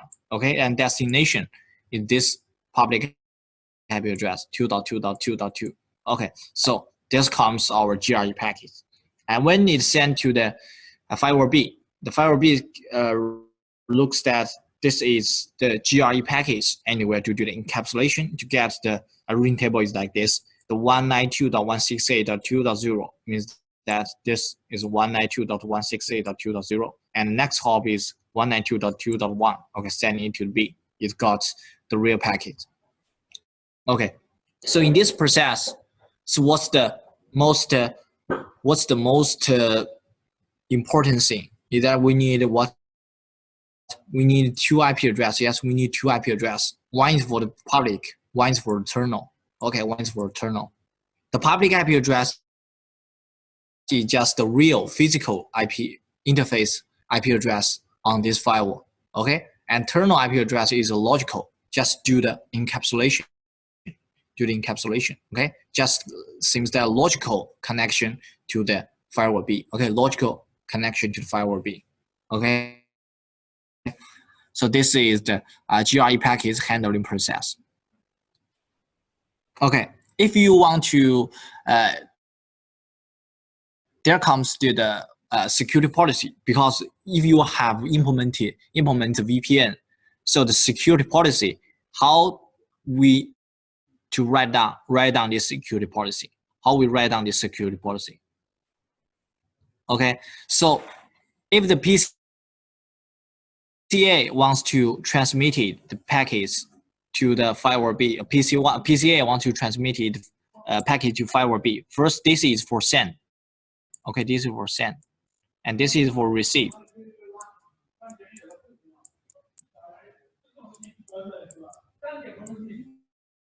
Okay, so this is for receive, and this is for send. Okay, so in the send package, we need to create a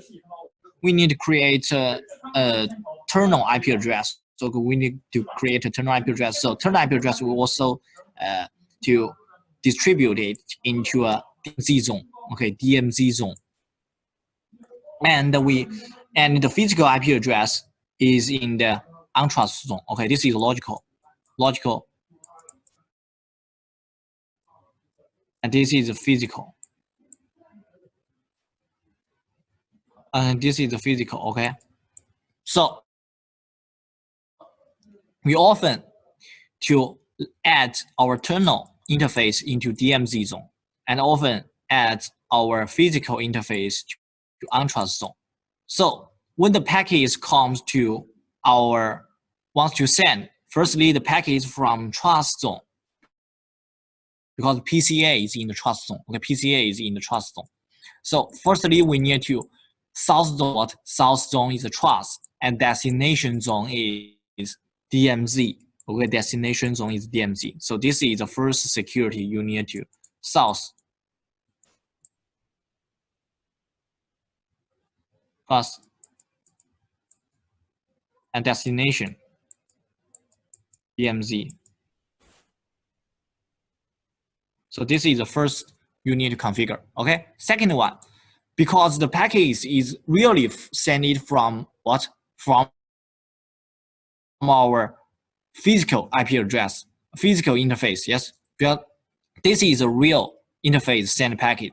So the second you need to configure the second policy. Okay. Second policy source is what? Source is local.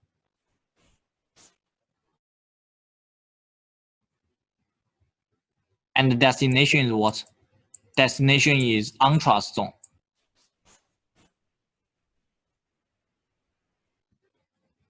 Okay, so from this picture, firstly, the packets will send it from trust zone to DMZ zone. So you need to configure source is trust, destination is DMZ. And second, because this zone were forwarded from our firewall itself to the internet. So the local, so source is local, and the destination is untrust. Destination is untrust. Source is local. So if you want to configure GRE, you need to configure this too. Okay. So as for the received, it's opposite. Yes, it's opposite. So also, okay, first one, if the packet comes to our firewall, GRE packet. Okay, I said GRE packet. If the GRE comes to our firewall, okay, firstly, it will from untrust zone come, yeah, because it's the internet send packets to our firewall. So the source is untrust.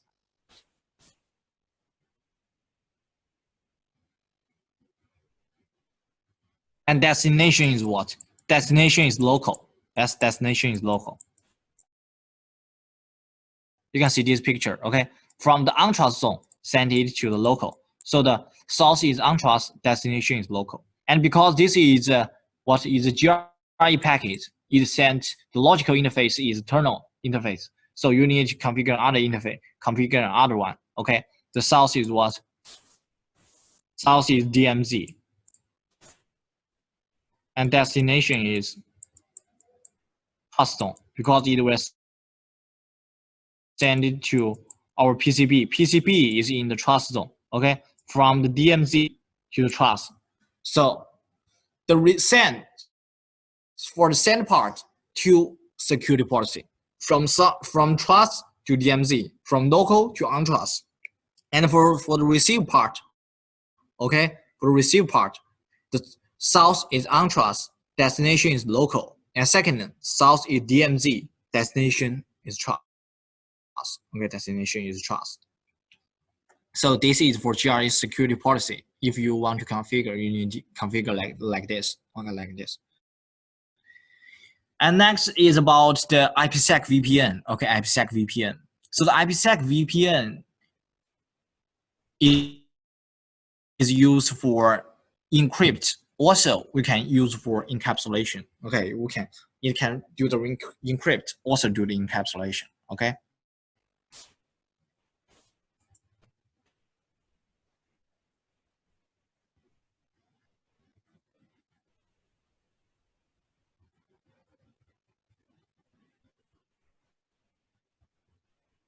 Okay, so because in the IP course we have a whole course is about IPsec VPN. So this course we just have a introduction of what is IPsec VPN. Okay, so the IPsec VPN is a serious protocol developed by the Internet Engineer Task Force. It provides a cryptology-based interoperable and high-quality security protection mechanism for end-to-end IP packet exchange. And IPsec VPN is network layer VPN established through the IPsec kernel.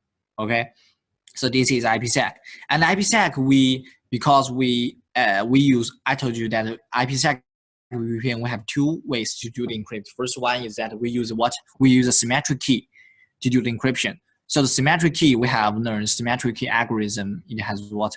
It has the DS, yes, the triple DS, yes, the AES. This is a symmetric. Yes, this is symmetric. SM1 also, okay, symmetric.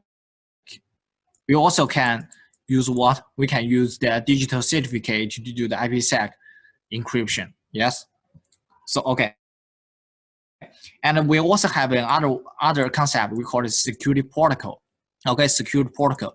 One of it is in ESP, and the other is for AH. Okay, AH. So the difference between these two is that ESP have the encryption,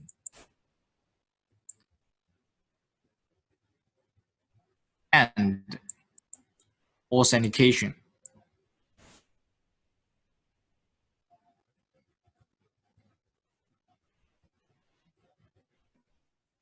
Okay, but AH only have authentication. Okay, only authentication.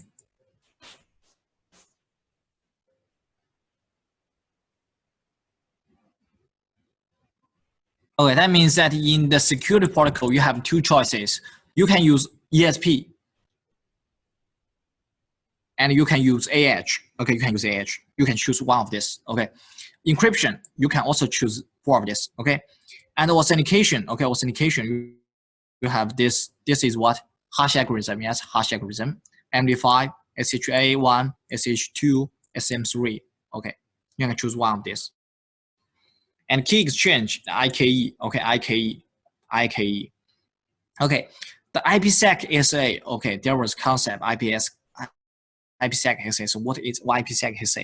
An IPsec security association is to be established between the IPsec peers before IPsec implements secure data transmission. Okay, the SA is an agreement between the IPsec peers in communication. Okay, that means that if you want to establish the IPsec kernel, if you want to establish the IPsec, first thing you need to establish the IPsec SA. Yes, this is associated with our IPsec. Okay, if you have established IPsec SA, so that you can transport or transmit the data, okay, into this IPsec kernel. Okay, so this is IPsec SA. And the next is encapsulation in transport mode. Because we have two mode in our IPsec. Okay, one we call it transport mode.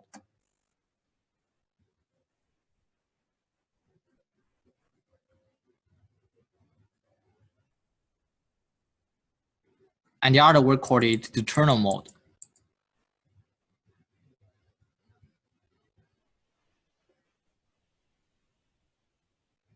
Kernel mode. Okay, so first we learn about the transport mode. Okay, transport mode. The transport mode is encapsulation is like this. Okay, because we have two security protocol. Yes, one is AH and the other is ASP. Okay, in AH the encapsulation is like this: the IP header, the AH header, and the TCP header, and the delta. Okay, four parts. But in the ESP is different. Okay, it's difference. Okay, it's difference. It's the ESP header is between the IP header and the TCP header. Okay, TCP header. And we said that ESP is what's the features? It have the encryption and authentication. Yes, but AH it only have the authentication. Okay, so the ESP encryption is like this: encryption range from the TCP header to ESP tail. Okay, and authentication range is from ESP header to ESP tail. Okay, but in AH, okay, it only has the authentication function. So the authentication is for the whole packet. Okay, the authentication is for the whole packet from the IP header from the data. Okay, and this is we use AH and ESP together, we use this encapsulation. So there are two differences from this picture. We have know that there are two differences between the ESP and AH. Okay, one is for what? One is for ESP can support the encryption, but AH can't support the encryption. So this is the first difference. Okay, and second is for what? Second is for the range of authentication. Okay, the ESP's authentication is just from the ESP header to the ESP tail. This is the authentication of ESP. But the AH header is for the whole packet. Okay, the AH authentication is for the whole packet. So this is the two differences between the ESP and AH. Okay, and the next is for the the terminal mode. Okay, terminal mode. The terminal mode is different from our transport mode. Is to add a new IP address. Okay, new IP address, new IP header, or new IP header. Okay, new IP header. New IP header. Okay, new IP header. This is a difference between the terminal mode to the transport mode. So from these two modes, you can see that the terminal mode is more security. Yeah, it's more secure because the terminal mode has a new IP packet header, so it can protect the real IP address. It can protect our real IP address. So this is more security than the terminal mode is more security than the transport mode. Okay, and also okay, the AH is, you can see that AH is authentication is for the whole packet, and the ESP also. Okay, the IP header to the ESP tail. Authentication is for the ESP header to the ESP tail. Okay, so this is for the terminal mode. Difference from our transport mode is has a new IP header to protect our packet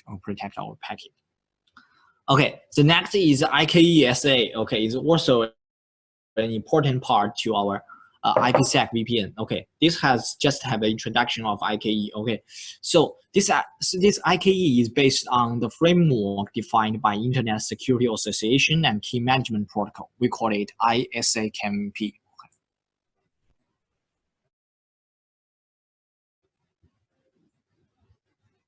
Okay, ISAKMP. So this is a UDP-based application layer protocol that provides a key for data encryption. It simplifies the use, the management, configuration, and maintenance of IPsec. Okay, and after IKESA is established between the IPsec peers to complete the identity authentication and key exchange, a pair of IPsec SA negotiate based on the configured parameters such as the AH and ESP protocol. So subsequently, the data is encrypted and transmitted between the peers and the IPsec kernel. So firstly, we need to establish IKESA. And then we need to establish IPsec.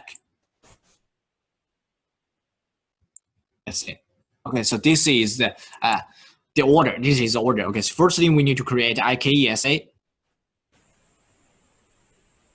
Oh, sorry.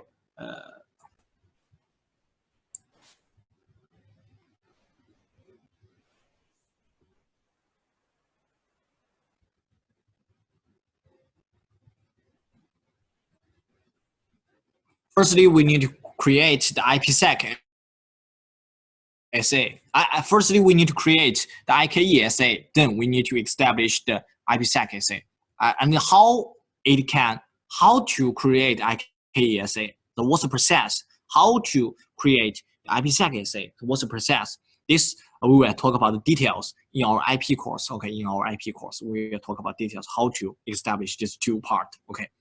So this is for the IKESA. Okay, IKESA. And for the IPsec encryption, decryption, and authentication. So this is the senders and the packets, senders and the receivers to exchange packets to each other. Okay, so we use what I think normally we use a symmetric key. Yes, normally we use a symmetric key, and we can also use what we can use also use the digital certificate. to do the authentication. Okay, digital certificate to do the authentication. And after we to negotiate the encryption algorithm, okay, it will to just do the encrypt packet and send it to the peers, and it will to do the authentication algorithm and to do the check about whether it's correctly or be tampered with. Okay, and if it can, or this all parameters it can all negotiate it, so it can establish IPsec kernel. Okay, it also can establish IPsec kernel. Okay, the next is the SSL VPN. Okay, SSL VPN. Also have a glance about the SSL VPN. Okay, SSL VPN. So we know about the HTTP. Yes, we also know about the HTTPS. So what is HTTPS? It is HTTP and this SSL VPN. Okay, and SSL VPN. So this is why HTTPS is more secure than our HTTP. Okay, why is HTTPS more secure than our? And in the Huawei, because our SSL VPN also have the some devices can support our SSL VPN. For example, SVN security access gateway. Okay, this is the real physical device in Huawei. Okay, and also we also have the USG series device. Okay, support the SSL VPN to the configuration. Okay, we in the IP course we also have a whole course about SSL VPN to talk about the real the function, the maintenance. Okay, the how to implement the SSL VPN. Okay, and this is for the SSL VPN. Okay. Okay, so this is our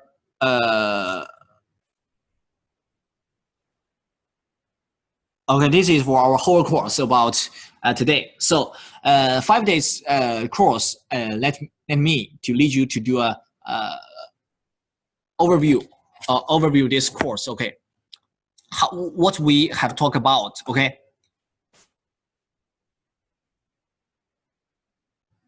Okay, in the first day. Okay, in the first day, we know about the information security. Okay, information security.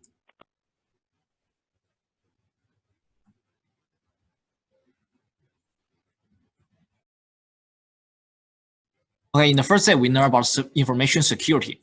In this information security, we learn about what? We learn about the what is information security, means the concept with information security. And in the information security, we have some threats or what's the basic or the classification. Okay, or the classification. And we learn about what? We learn about some basic network. We learn some basic network protocol. Okay, network protocol.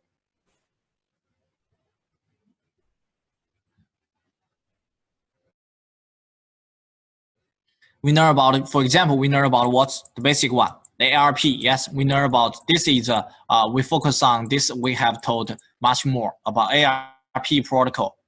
How does it works? Okay, how does it works? And then we learn about what we learn about ICMP. How does it works? Okay, and in the ICMP we have some categories. For example, pin. Okay, and trace. Okay.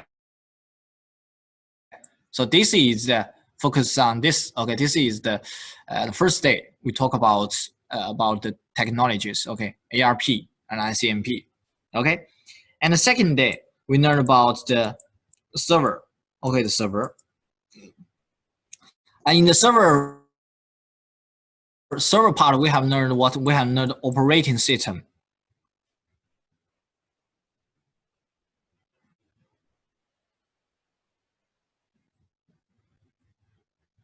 Operation system. Okay, operation system. We have the what? We have the Windows and the Linux. Yes, and we learn about what? We learn about the development.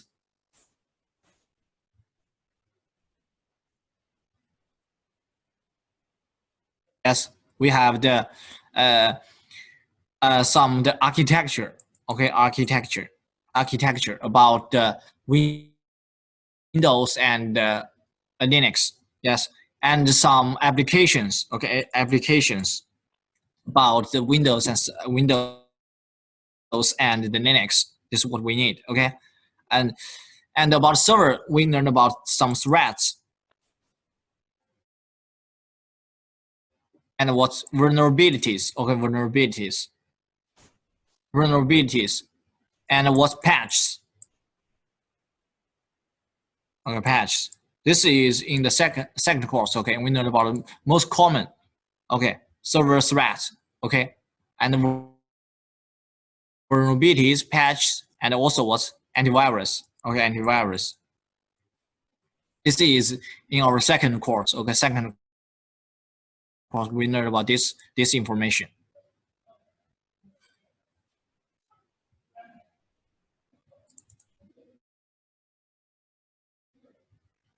Okay, next in the third day. Okay, in third day, we learned about the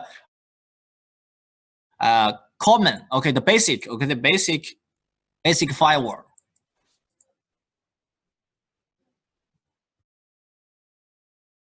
Basic firewalls concept. Okay, we learned about in the firewall. We have what? We have the zone. Yes, we have the what? We have the policy. We have the sanction table.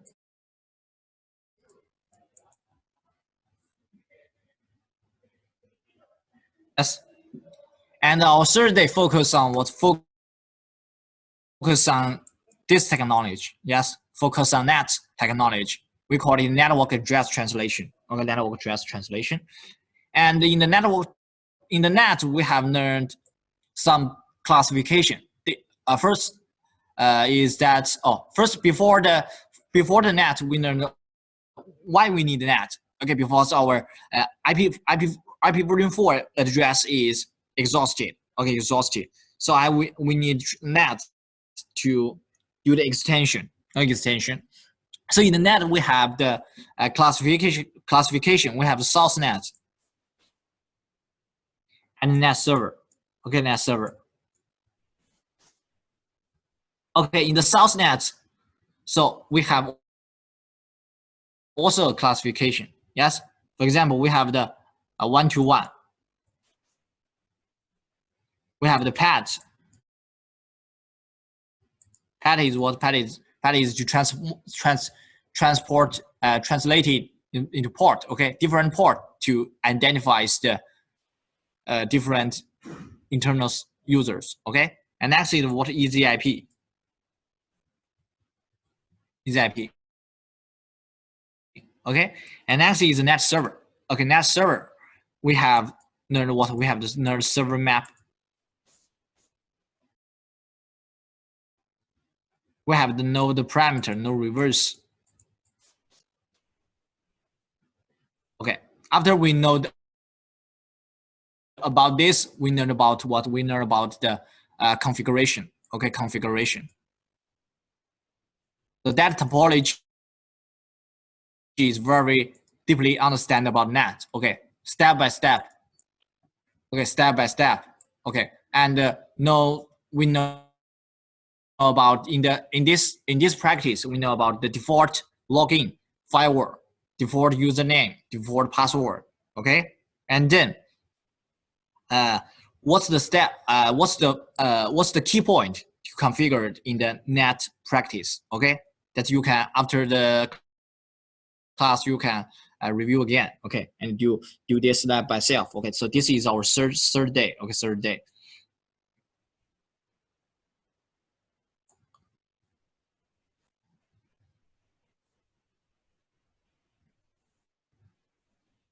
Okay.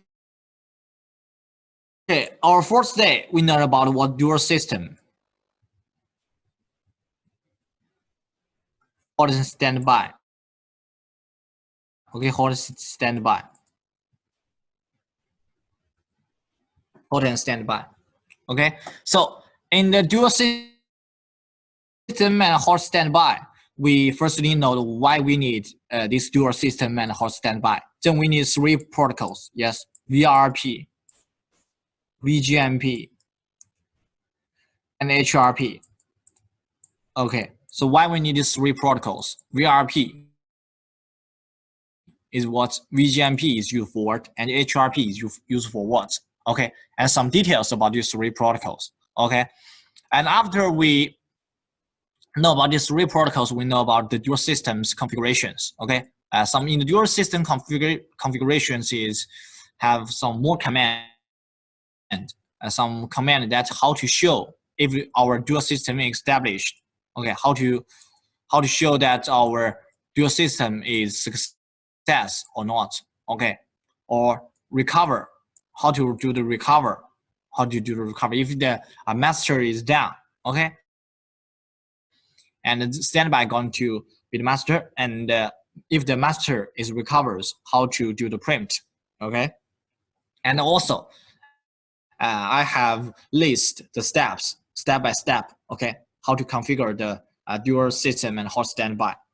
Also, okay, this practice is also very important in our IA course. Okay, after class also can do it again. Okay, so this is our fourth day. Okay, and today, okay, today we learned about the encryption and decryption. Okay, today we learned about encryption and decryption. The encryption and decryption we learned about the asymmetric. Okay, and what's the strengths and weakness, and how to combine this. We have the digital envelope, digital signature. Okay, and then because of digital envelope and digital signature has its vulnerabilities, so we need to improve these technologies. So we have the PKI system, and the PKI system's architecture. We have some different part. Okay, for example, the identity, the CA. We know about what is CA, what is RA, what is the database. Okay, so this is about PKI system. And about PKI, after the PKI system, we know about if there was a digital certificate, if there was a 2.2 users want to communicate with others, use digital certificate, how do they exchange their digital certificate? So this is also very important. Okay, and after PKI, we also learn about the some applications. Okay, applications about our encrypt and decrypt, or our cryptographic. Okay, so we learn about VPN. This VPN. Just have a glance about this VPN introduction. So what is VPN? And the classification or categories of VPN. We have the L2TP. Yes, we have the IPsec and the SSL. Okay, SSL. And in the L2TP, we know about how do the L2TP works.